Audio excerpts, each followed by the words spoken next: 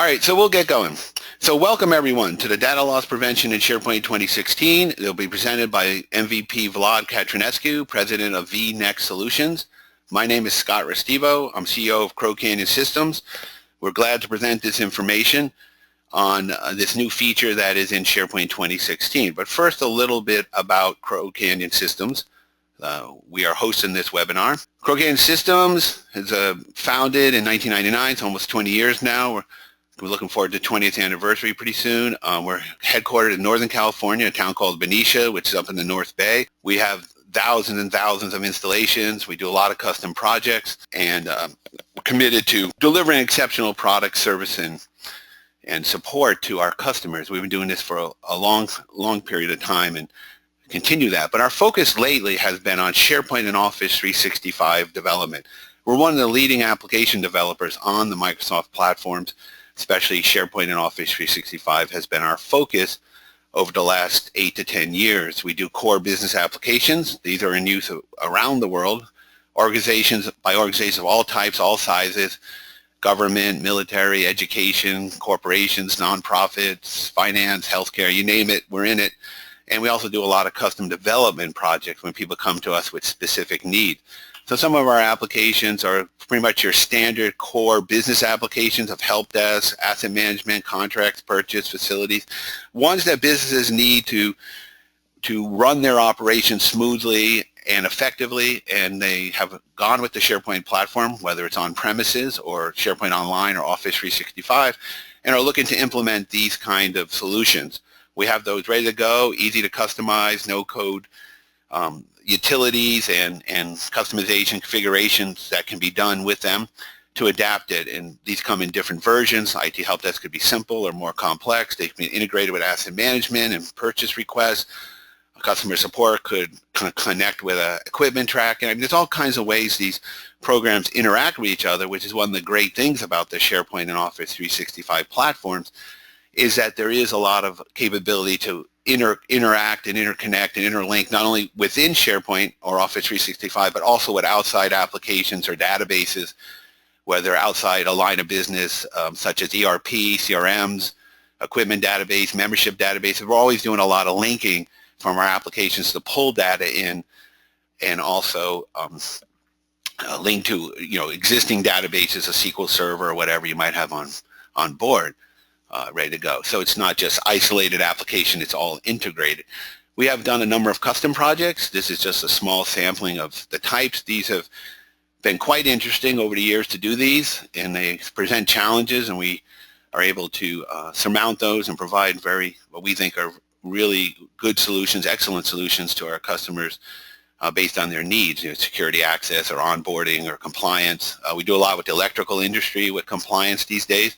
Membership services for nonprofits or large churches and things like that, Marcom, marketing materials, document management, all kinds of projects.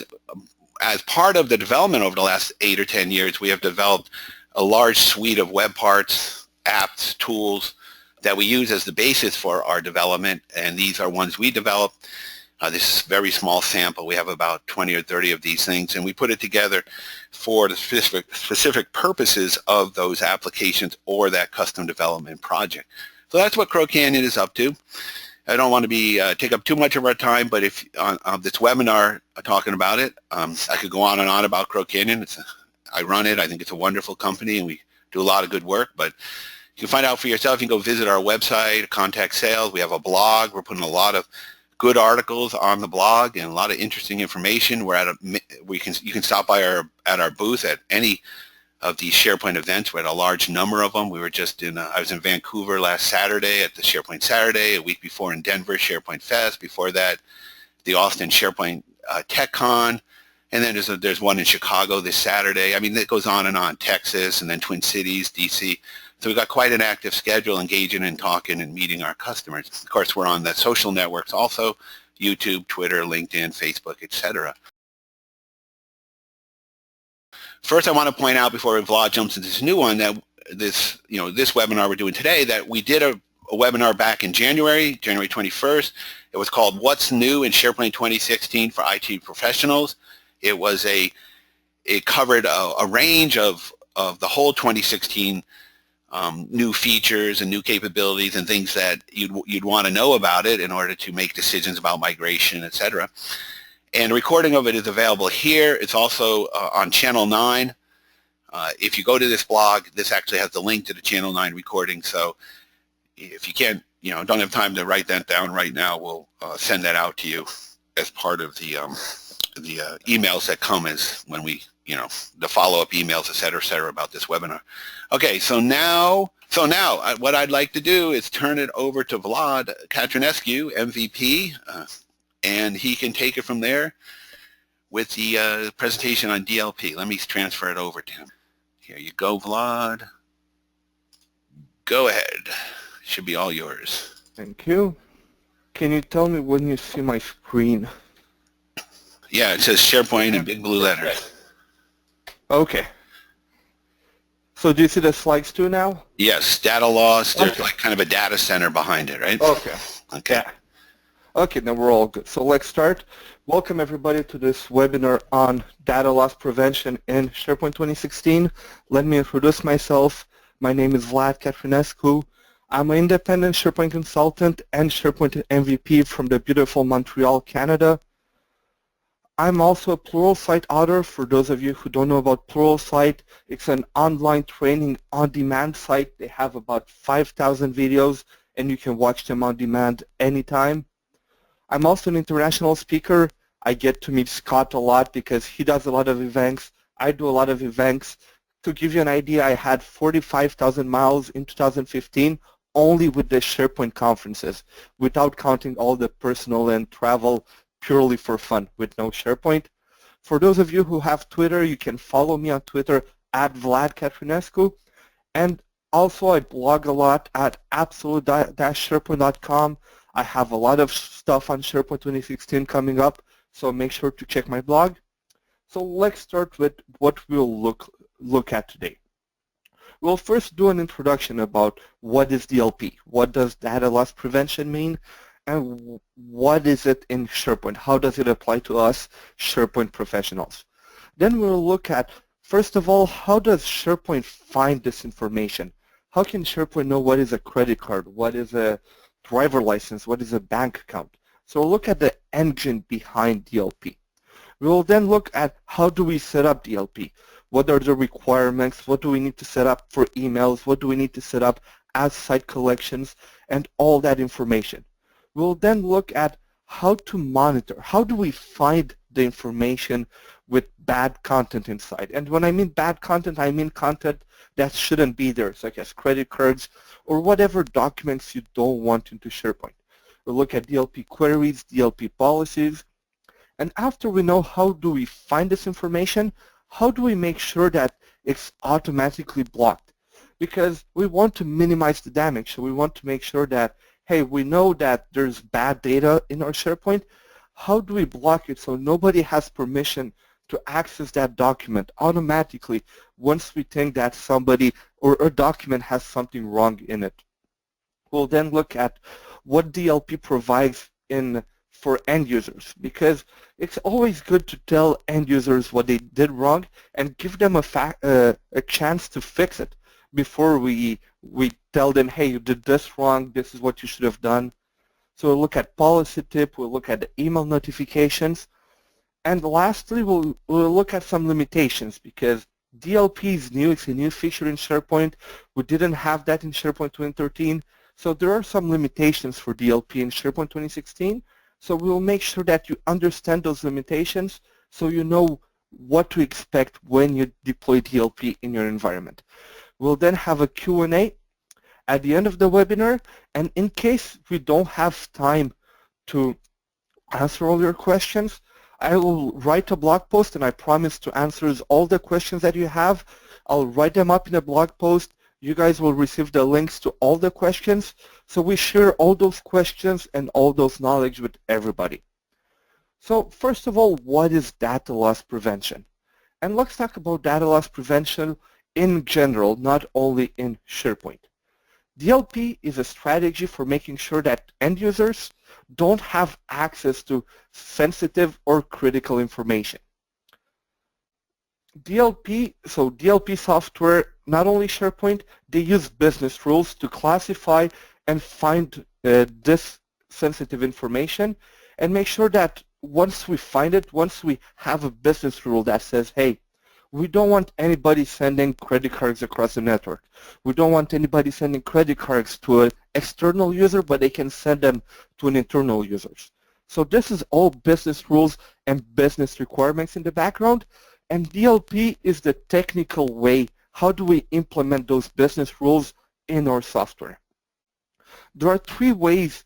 There are three ways to talk about DLP. Three DLP ways. The first one is in use. Imagine having a form that you have some free text, you type it, you write a credit card number, and the form is going to live tell you, hey, you just entered the credit card number.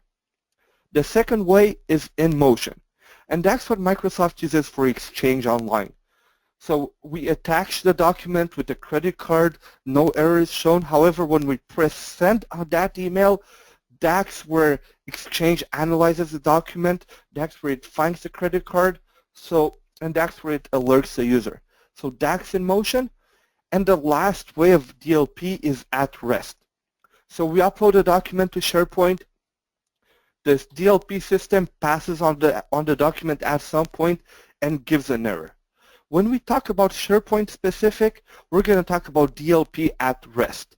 Since once the DLP policy applies once the document is already in SharePoint and not when users upload a document or when users do something. The document must be in SharePoint for DLP to find the information. So what is data loss prevention in SharePoint 2016? DLP in SharePoint 2016 allows us to search for sensitive content using either the EDISCOVERY Center or the Compliance Policy Center. It can protect us for 51 total types of information, including credit card numbers, social security numbers, bank account numbers, passports, and so on. And it allows you to search across SharePoint 2016, OneDrive for Business, and SharePoint Online, kind of.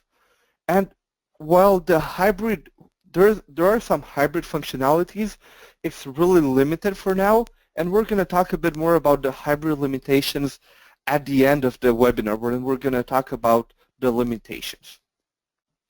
So there are four main goals, four main chapters when we talk DLP in SharePoint 2016. First one is identify, find information, monitor, make sure that you can report on that information, protect it, so once you find it, you make sure that nobody can access it or temporarily block access to it, and lastly, end user education.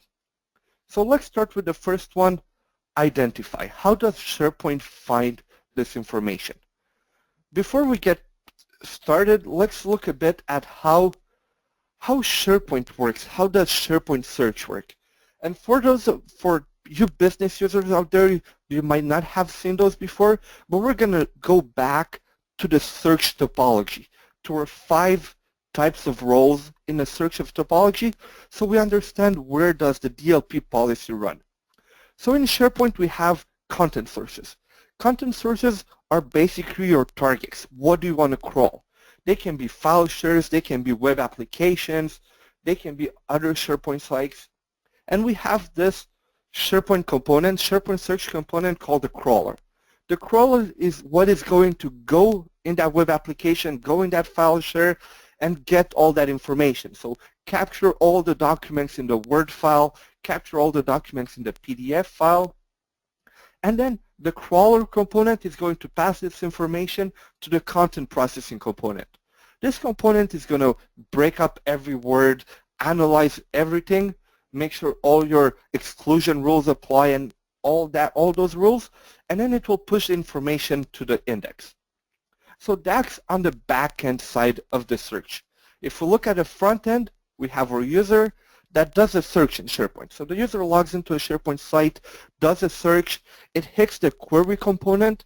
The query component is going to go talk to the index, which is going to return the required information back to the query component, which is going to give the results to the user.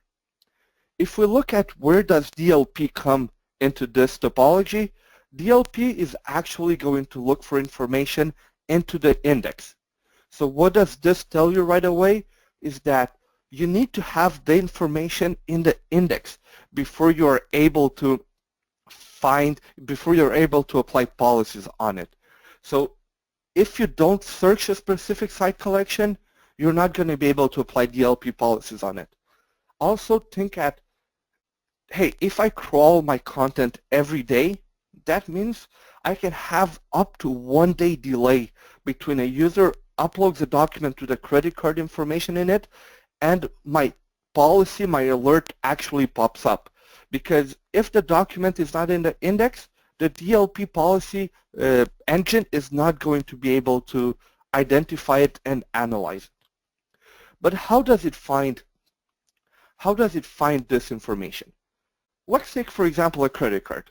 Credit cards are international. Everybody has a credit card, so you should all be able to follow. You know, when we talk about SharePoint, metadata or document properties are a big topic in general, right? We upload a document, we have a content type, we have a bunch of properties for that document, and that is one of the cool features in SharePoint. Well, I want you to look at all the sensitive information types as a content type. So here we have a credit card. What kind of properties does a credit card have? We know that a credit card number is either 16 digits, which is either 4-4-4-4, or 16 one after the other without dashes. We also know that usually in a credit card we have an expiration date. We also have a CVN, CVV, CID, a card verification number. So we know that, hey, whenever somebody wants my credit card, they need at least 2 or 3 of those information before they could actually process it. We also have it either a Visa, a MasterCard, an American Express, so we have a name on the card, and we also have a card holder. So those are all properties of my credit card. So I know that when I look for a credit card, the more of this information that I can find, the more sure I can be that, hey, it's actually a credit card and it's not a document ID, it's not a patient ID. So if we look at how does SharePoint find this information, how does it actually know that it's a credit card? So I copied this text from TechNet and you'll have the URL at the bottom. So for a credit card, a DLP policy is 85% confident if it finds this information in a proximity of 300 characters. First, it needs to find the pattern. So it needs to find a 16-digit pattern, either 4-4-4-4 or 16 digits in a row. And it also needs to find one of the following information. So either a keyword from the keyword CC verification, a keyword from the keyword credit card name, or find an expiration date. And also, I'll go back to the screen so I can show you what those keywords actually are after. And also, if it's 65% sure that it found a credit card, if it only finds a pattern. And so, for a credit card, since it's a really sensitive type of information, as long as you have the 16-digit pattern, you will still have an alert. But when we get the alert, SharePoint will tell you that, hey, it's only at 65% sure. So let me close this. Let me open Chrome. So let me open up this new tab. Let me copy the link.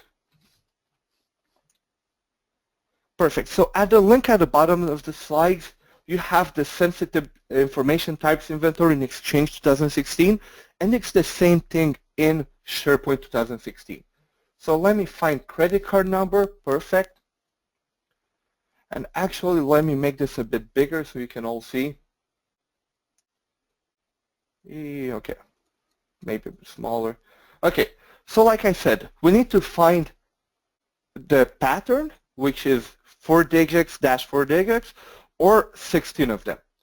And then we need to find either a keyword from the CC verification, and we can see the keywords here. So either card verification number, PIN block, security code, security NO, issue number, numéro de sécurité, so it also looks for information in other languages, not only in English.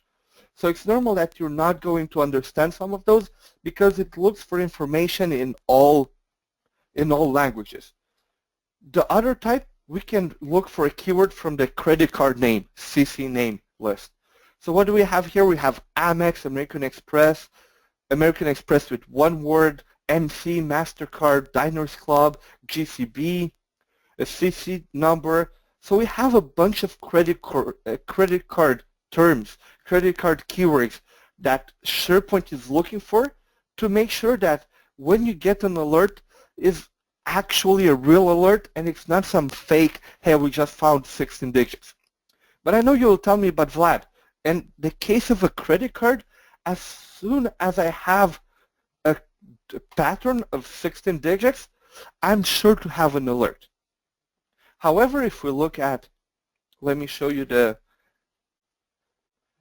and I don't know how many of you are here from Canada joining me today, but I'm Canadian, so I took an example that I know it affects me, which is the Canadian passport number. If we look at the pattern for a Canadian passport number, and I'm not going to give you mine, it's 2 uppercase letters followed by 6 digits. And what does it have to find? If we look at SharePoint, what's it looking for?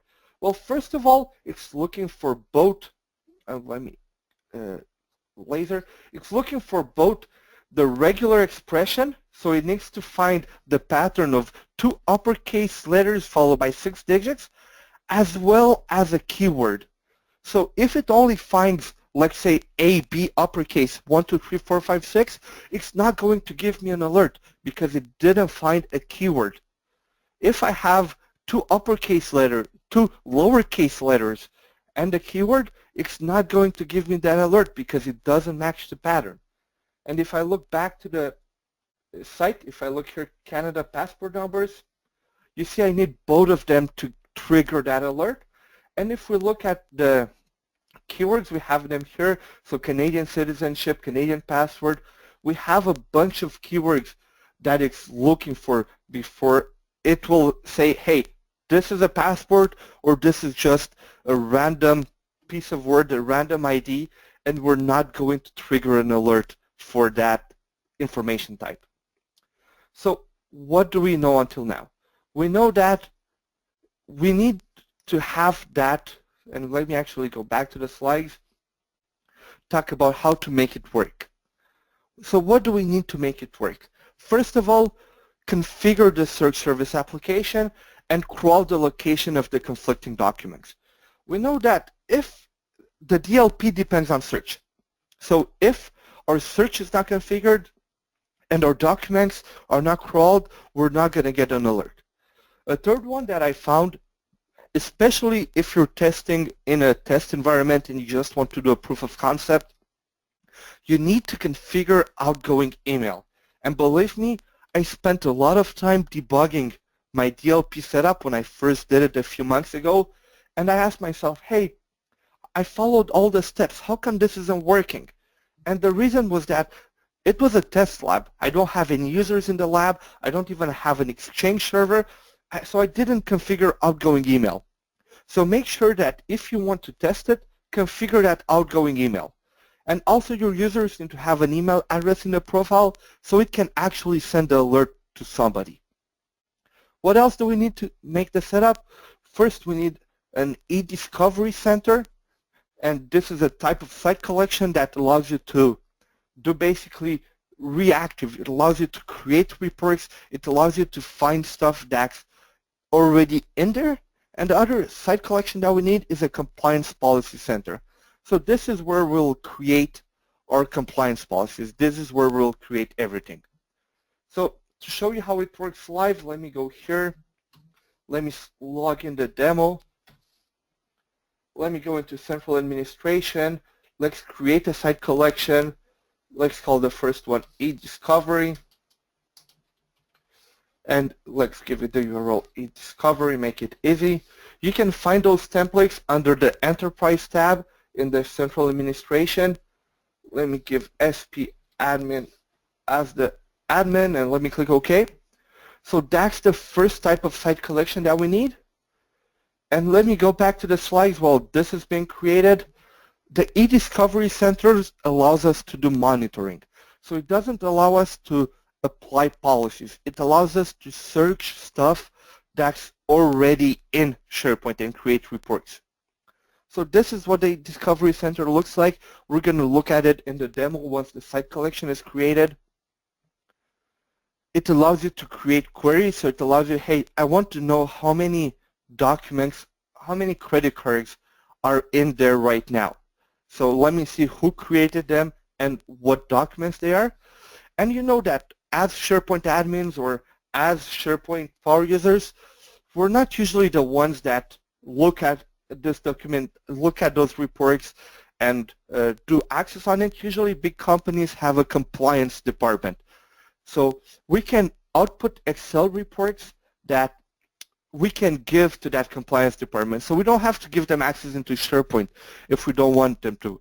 We can create a report, not email them, put that report in a SharePoint site, and then allow them to get to that report. So I think this was created. Let me go to the site collection. Should take a few seconds. I have everything running on my desktop, so that's why it's not the fastest SharePoint you've seen. So once I'm in the eDiscovery Center, I will go into create a DLP query, and we're not going to look at cases in this webinar. We're only going to look at the DLP part. So let me create a new DLP query, create a new item, and let's look at what we have. First of all, we have a bunch of choices over here. And if you're a compliance person, those might talk a lot to you and you're going to be like, yeah, I know all of them. But if you're a SharePoint admin like me and you don't know all of those rules, you might be like, hey, what are those? So for example, let's look at the US Personally Identifiable Information Data, PII data.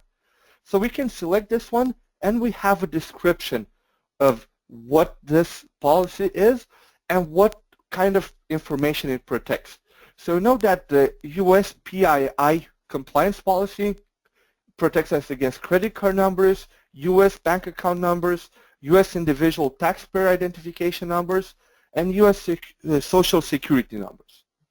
And the other one that we're going to play with today is the PCI data security standard, which protects us against credit card numbers. So first of all, let's select the PCI data security standard, and then we can set a threshold of how many instances of that conflicting data type I have to find before I actually trigger an alert.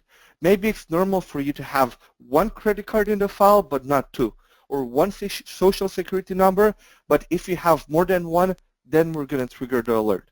But in my case, since I only want to do a demo, as soon as you have one, show me an alert. So I'll click on next over here.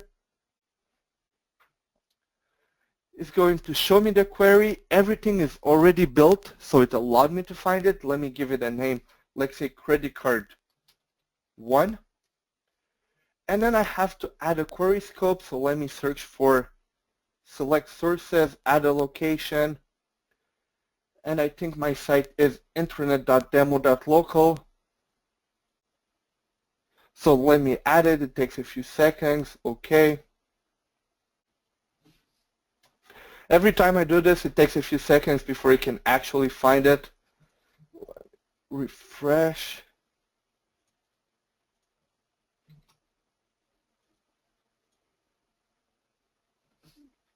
It just has to find that web application, make sure that it resolves it, and you see it changed from the actual site collection title to the intranet home, which is the title instead of the URL.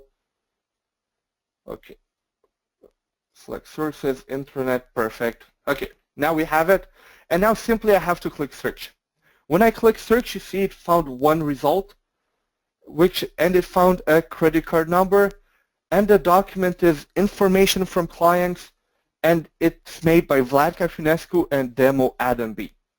If we look at the document, what we have inside information from clients, Adam really uploaded some bad information there, I think there's like 5 credit cards in that document. I wanted to make sure that it finds them whatever happens.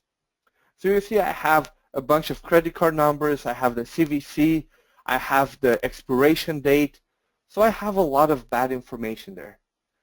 If I go back to the DLP Policy Center, I could save this one, put it back a name, I can save it, then I can export it and get an Excel file so I can present it to whoever I want. So that's it for the monitoring. That's how you monitor information that's already in SharePoint. However, the eDiscovery Center, it's not going to block any information. It's not going to do anything automatically. So to get automatic, so to automatically block conflicting documents, we need to create a compliance policy center. So let's create that right now. Let me call it compliance. And when I go to enterprise, I will select the compliance policy center templates. Again, under the enterprise tab, put SP admin as my user, and let me click save.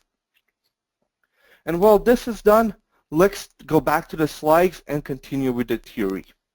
So how do we block documents? The steps to block the information: first we need to create a policy in the policy center, assign the policy to a site collection, and then repeat for every site collection that we want to assign that policy on. So if we look at what do we put when we create a policy, and you'll see it's very similar to the one we did before. So first of all, we need to select the template of the information we have to find, and Microsoft again gives us a description of that template. We then need to show how many times does it have to find information before it gives an alert. And for the policy, since it gets applied automatically, we can select who do we send this email to, who do we send the alert to once it finds it. Maybe we want to send it directly to the compliance person. We don't want to send it to the user or stuff like that, or to the SharePoint admin. We want to send it to the compliance department, to the HR department, and so on. And also we want to select, hey, do we want to notify the user that he did something wrong? So do we tell the user that that user did something wrong, and do we want to block the document? We can make sure that this gets handled all in the background, so only the compliance or the HR team looks at this, and if they find something wrong, they're going to tell the users. Or we can tell SharePoint, hey, tell the user right away that they did something wrong, and make sure that nobody can access that document until that user fixes the problems by himself. So let me go back here. The site collection got created, so let's create a policy. So first of all, I'm in the Compliance Policy Center. There are 2 things that we can do. The first one is deletion policies, which we're not going to cover in this webinar. And the one we really want to play with is data loss prevention policies. So let me go into data loss prevention policies. First thing I have to do is I have to create a DLP policy. So let me go here. Let me create a new item. Let's give it PCI 1. I want to have an alert when I find one PCI data security standard document, only one of them. I want to send an email to the compliance team, so compliance@demo.local. And I also want to tell the user and block access if that kind of information is found. So let me click Save, and let me create another one which looks for social security numbers. So let's say US PII 1. 1 as well. Send the email to compliance@demo.local. Notify the user, block access, same thing, and click Save. So now we have 2 policies that will notify us if it finds either the personally identifiable information or PCI data security standard. However, we did not apply them to a site collection yet. So the policies exist, but we need to apply them to a site collection. So let me go into DLP policy assignments for site collections. Let me click on New Item. And first of all, we need to select what site collections do we want to apply this policy to. So let me select a site collection. Let me put the URL which I have here, intranet.demo.local. Perfect. And then we can manage assigned policies. And you see, I think this is kind of a user interface error. Usually when we have checkboxes, it's because we can select more than one. However, for this one, we can either select one or the other. We cannot select more than one at a time. So what I will do, I'll first do one for the PCI, so let me click Save. And then if I also want to apply my other policy to the same site collection, I have to create a new item, choose a site collection. Let me search for Internet, you should find it. Manage assigned policies, and then put the US PII. So let me click Save, and I want to show you something you see over here. New or updated policy assignments may not take effect for up to 24 hours. This is because, technically speaking, all the compliance, all the DLP system relies on a timer job in SharePoint. By default, depending on the information type, that timer job runs every 24 hours on a certain web application. If it's really important for your company, make sure you set that timer job to run a lot sooner. So if you want to get the information as soon as possible, but maybe run it every every 10 minutes, every 20 minutes, so you get that information faster. So let me click Save. Perfect. So now I will do something that please do not do in your production system. I will open up SharePoint 2016 Management Shell. I will run the command get sp timer job. So load, so get all the timer jobs and start sp timer job. So this will start all the timer jobs on my farm. I want to make it easy, so please don't do this at home. Don't do this in your production environment because it will really kill your environment, but I don't care in this demo environment. So while this loads, let me go back to the slides and talk about end user education. Hey, say Vlad, there was one question that came up before you move on. Yeah, sure. And actually two people had the same question more or less, which is, can you create your own DLP templates? Can you create, you showed us a list of templates to choose from, which seem like they're already preloaded, but is it possible to create custom templates of the DLP template? I actually have this part in the limitations at the end of the slide, but no, currently we cannot create custom DLP policies. Well, policies or templates? You mean templates, right? Templates. Yeah. Okay, good. So currently, at the moment, we cannot create custom templates. All right. Thank you. My pleasure. So, end user education. Let the users know what they did wrong. So we saw the term policy tip a bit before when we created that policy. What does it mean? First of all, when we block the information and we decide to let the users know, we have the in-context information. So you see the document with the red stop sign, that document has been blocked. So as an admin, as a site collection admin, I can see the blocked documents directly in the site, in context, so in my document library. When I click on that document, SharePoint will show me a policy tip. What is a policy tip? A policy tip is a pop-up that shows us what that document did wrong. Because we can't only say, hey, your document did something wrong, but I'm not going to tell you what. So I have the policy tip that says, hey, this item contains the following sensitive information, credit card number. So we let the user know what they did wrong. And also, the users actually receive emails of what they did wrong as soon as we detect that information. And of course, we need to select that option when we create our policy. Say, hey, send them an email, and they will see, hey, notification for new information from clients. It contains a credit card number. So let me try to go back. Perfect. So I'll minimize this, and let's take a look at the emails that I received.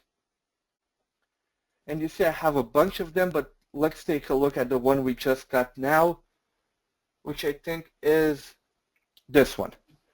So yeah, this one in the instrument.demo.local. So this is the email that is sent to the compliance manager. And let me see if I can make this bigger so you see better. So we see we have a rule detected, service SharePoint, what is the URL of the document, what's the title of the document, who created the document and who's the last person who modified it. What did it find? It found sensitive information. What kind of policy? The policy name is PCI1. It found a credit card number. It actually found 5 credit card numbers, and the confidence level is 85%. So we looked at how it calculates confidence levels, and as a compliance policy admin, this is where I can see the result. How sure is SharePoint that it actually found that information? This is the information that the client receives. So you see Adam B, the person who uploaded a document, they got an email that says, hey, we found an issue with a document that you uploaded because it has a credit card number. And since I had 2 documents, you see I also have one with a social security number. I actually have 3 of them, and this one is 96% confident. So SharePoint is 96% sure that it actually found a social security number in that document, and I have the end user notification again. If we look at it from an end user perspective, and I think I have it over here. Before I refresh, I want you to look at the documents over here. You see there are normal documents. So you cannot see that they did anything wrong. Let me refresh it now that the policy has been applied. You'll see that those documents now have, once it loads, they have a red stop sign on the document telling me that, hey, there's something with that document. And this is because we decided to block the permissions. When we block the permissions to a document, it means that only the person who created the document, the last person who modified it, and the site collection admin can see that document. Everybody else doesn't even see the document exist.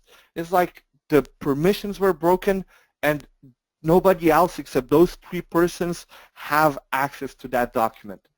Once I open up the 3 docs, I see access to this item is blocked because it conflicts with a policy in your organization. If I click on View Policy Tip, it shows me what it did wrong.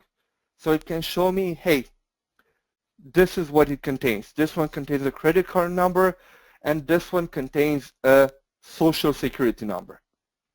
As a user, what I can do, I can click on Resolve, and then I have 2 choices. First of all, I can say I can override a policy. You override a policy when you say, hey, yes, I do have 5 credit cards number in that document. However, this is an invoice document library, and I have to put my credit card numbers in there. That's what the document library is for. So yes, I do have them. I agree that I have credit cards number, but I want to override the policy, and I need to enter a business justification.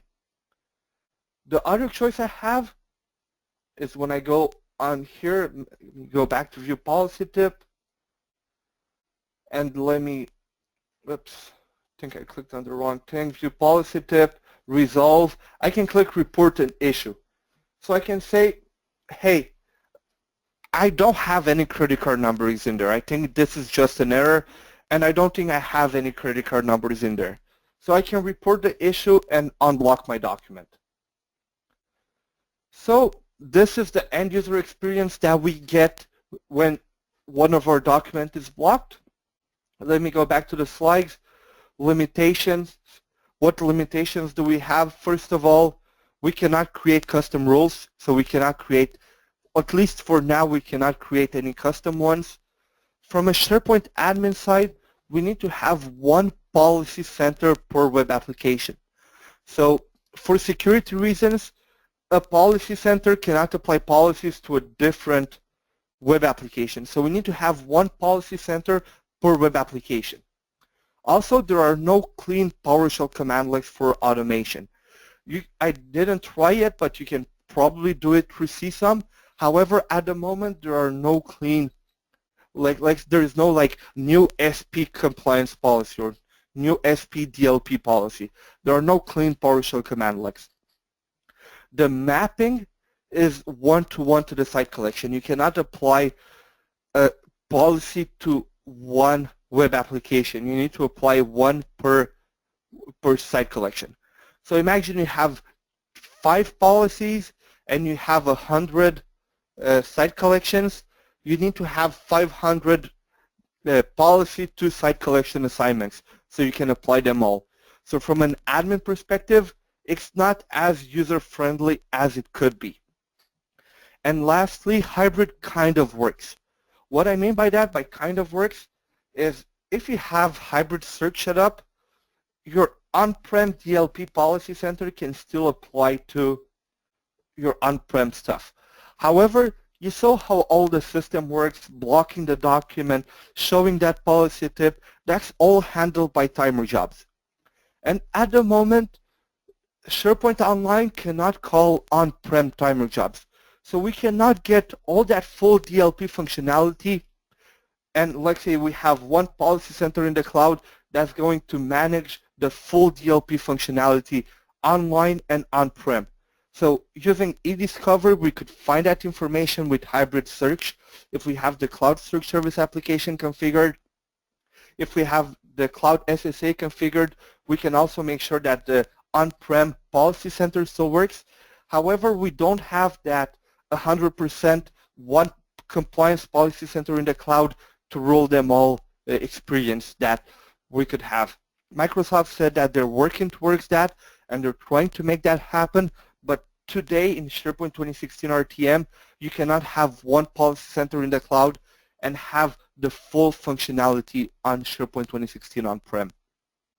Resources, I put up 2 links over here. First one is a blog post I did on CMS Wire that shows you an overview of DLP, how it looks like from the business user perspective, what do we get, and everything. And another one on my own blog, Absolute SharePoint blog, a tutorial, a step-by-step on how to configure it. As you see, we configured it step-by-step today. It's really not complicated, but you have this link in case you want to look at it later. So that's about it for the webinar. I put my information up here, but I think Scott is going to show it during the Q&A after, so you should have all this information. So what questions do we have, Scott? Okay, yes, you hear me, right? We do have a couple questions. One is, can we edit the template for emails that go to end users? Not currently, no. So the email that goes out when they violate a policy or, you know, are warned? Yeah, this is the email. You can maybe do it during, maybe during dev you can customize it or you can change some SharePoint internals, but out of the box you cannot customize that email. Yeah, so no easy way to do that. Okay. Then when a document is blocked, I think you might answer this, but just go over it again. When a document is marked as blocked, only the author, site collection administrator, and I think you said... person who last modified it. Okay, which could be not the author because the author might write it, then the person who modifies it types in the credit card number or something. Yeah. Something like that. So it's really the last person who modified the original document author and the site collection administrators. And you can have maybe 3 of them. So all the people in the site collection admin role. Okay. Those were the 2 questions, unless people have other ones that came up during the webinar. And of course, they can always email us or you or us, directly to get. Oh yeah, well, you have my Twitter information over here. Send me a link on Twitter, add me on LinkedIn, visit my blog, whenever. Okay. So no other questions? People are silent. Oh, wait a minute. Here's some. Here now they're answering questions. There we go. When is 2016 being released? Yeah. Oh, yeah. That's RTM, a important question. SharePoint 2016 RTM was released actually yesterday, so you could install it in your test environments and everything. However, don't go in production with it. I think the general availability will be May 4th, and there's a big event on May 4th that you should attend. That Jeff Tepper is going to keynote, Bill Bear, a bunch of Microsoft people, and during May is when SharePoint 2016 is going to hit the volume licensing center, so that's when you're going to be able to install it in production. But XRTM final version is up there. You have the BICs. You can install a test environment. You can get your architecture ready. So, yeah, Okay. it's almost out. Okay, and here's another question. Can you tie in Nintex workflows, for example, and use lazy approval? I got no idea. I never used Nintex personally, so I can't help you with that one. I would ask the Nintex folks, and maybe they can help you. Maybe they can give you a better answer. But I never used Nintex personally, so I can't. I don't know what lazy approval is. Right. Okay. Yeah, that's true. Talk to the Nintex people. They might have some interaction with DLP or how it affects it. Okay. Another question that came up is when the person reports the policy for unblocking document, is it unblocked instantly or something for that goes to review for the admin? Unfortunately, well, in my opinion, unfortunately, for now, whenever a document is reported, so let me go here. Let me go to view policy tip. Come on, SharePoint. Whenever you report it, it gets unblocked automatically. So there is no approval workflow on it, let's say. So it really gets, let's say, I click on resolve, report, and that's done. Enter, perfect. See, it's unblocked. And that's one of the, well, personally, I think it's a bug, and I reported it as a bug, and I know that the Microsoft team will try to work on it and improve this part of it, but I can't give you a timeline. I know that it's been reported as a bug, so hopefully they're gonna, or a feature enhancement, and hopefully they're going to give us a lot more control on those actions. Maybe allow us to do a workflow, an approval workflow, and all that. But at the moment, it's instantly unblocked. It would seem to me that if the author could unblock, it gets blocked and can immediately unblock it, that's not a very secure policy, is it? That's why I said I think it's a bug, in my opinion. Other people can say it's a feature enhancement. I think it's a bug. However, you still have the compliance department that gets that email, so they should be able to act on it pretty quick if compliance policy is important. However, yeah, I agree that I wish we could have more control on the workflow on getting that document unblocked. Right, because sometimes you might want to absolutely block it and just say, no, yeah, there's no way that's ever going to... You can unblock it. Right, you can't unblock it. Somebody, the higher-ups have to unblock it, or somebody who makes a compliance officer has to decide that or something. Yeah, yeah. Like I said, I hope we're going to get more controls on it, but at the moment there's absolutely nothing. Wow. That's interesting. All right, well, I'll put on the final slide here, which is, here, and thank everyone. There aren't any more questions that I'm seeing coming up. So, again, you can email Vlad or myself and get any questions that come up or any concerns or want to know more information. Also, like Vlad says, he has quite a amount of information on his blog, absolute-sharepoint.com. Also, he's an author on Pluralsight. There's quite a set of training videos he's put up there. And then for Crow Canyon, we're on, like I said, social media, and as you can see you there. We have a presence at a number of shows, and that's just a small, with at least 4 or 5 more coming into the summer, Boston and DC and other places we'll be going. So, Vlad, I think we're good, right? I thank everyone for attending, and hope to hear from you. We'll send out an email with the recording. If not tomorrow, by the time we get it ready, then later. And Vlad said he will post maybe more information in his blog about this as far as DLP or other aspects of 2016, right? So yeah, well, for sure there's going to be a lot of information on 2016, so make sure you follow it. I'll try to go deeper into DLP, how every timely job works, and go deeper into it. And as if Microsoft changes stuff, I'll make sure to post about it. But yeah, if you follow my blog, I'll post a lot of SharePoint 2016 stuff, so make sure you check it out. Excellent. That and the Crow Canyon blog, we've been posting a lot too, helping people get ready. So we're glad we could provide this information to everyone, and thank you, Vlad, for spending the time and helping us out. Thank you, Scott, and thank you everybody who attended. Thank you for taking the time to come listen to me, and I really hope that you got a lot of information out of this webinar.